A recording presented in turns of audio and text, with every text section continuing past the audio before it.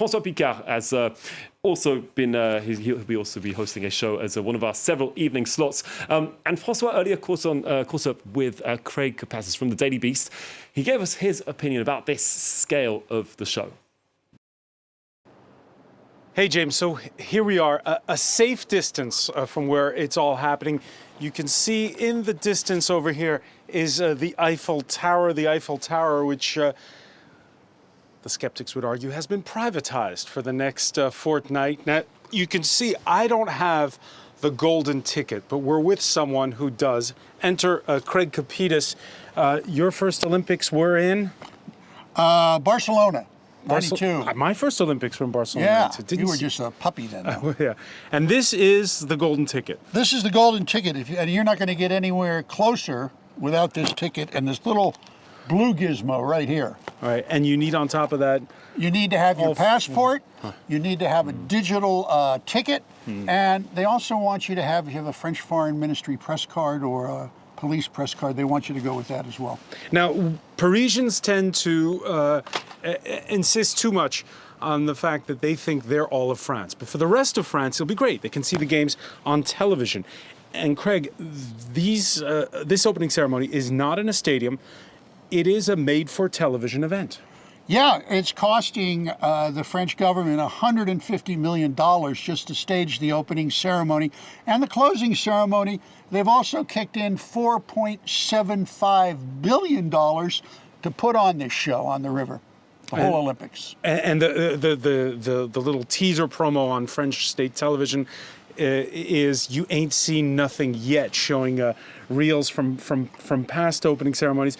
Of course, Mother Nature may rain on the parade. Well, a lot of people think this is a boneheaded idea to do it on the river, to have this floatable feast down the Seine. All of these games before have had opening ceremonies in stadiums where it's very simple, easier to control the crowds and security. This is a nightmare because Paris, whether you like it or not, is locked down tight, tighter than even Beijing during the games there. And it's going to stay that way for the next 2 weeks. Now, if you think that's worthwhile, price tag for to promote Paris, great. A lot of people think it isn't. Okay, this is where I argue the point. Craig, this is a fortnight in which you showcase sports, the world coming to Paris, and it is a made-for-television event. So the lockdown, the Parisians are gone anyway during the summer. So why not for just this fortnight? Well, according to the Confederation of French Commerce, in that area down there, sales are 70% down. But they'll make it back in spades. Everybody's going to watch TV and want to come to Paris. Paris is perhaps the one city in the world which doesn't need another wet kiss on television to get people to come here. It is the most visited city in the world. In fact, Air France has estimated conservative 180 million euros in ticket sales lost between now and the end of August. Why? Because of the Olympics, because people don't want to come here. Again, is it worth the price tag to give Paris this 2-week advertisement? We'll see. All right, so organization, security risks, these are the things that are owning the news cycle right now. But we've already seen, because some of the events can't be sandwiched into a fortnight, have already begun. I personally went to the Rugby Sevens on Thursday. Great atmosphere. And once the games have begun, and this is where I get back to what we were talking about earlier, all this stuff is forgotten about. Everyone does forget about the background noise once the games begin. But this is the first games where the city will be locked down completely during the entire event.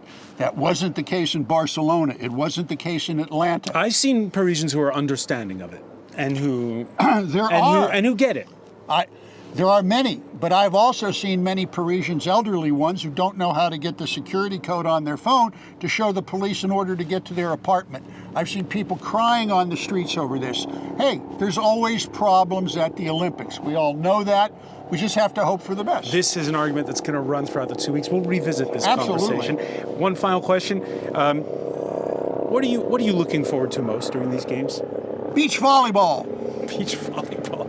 Craig Copetas there. Back to the studio.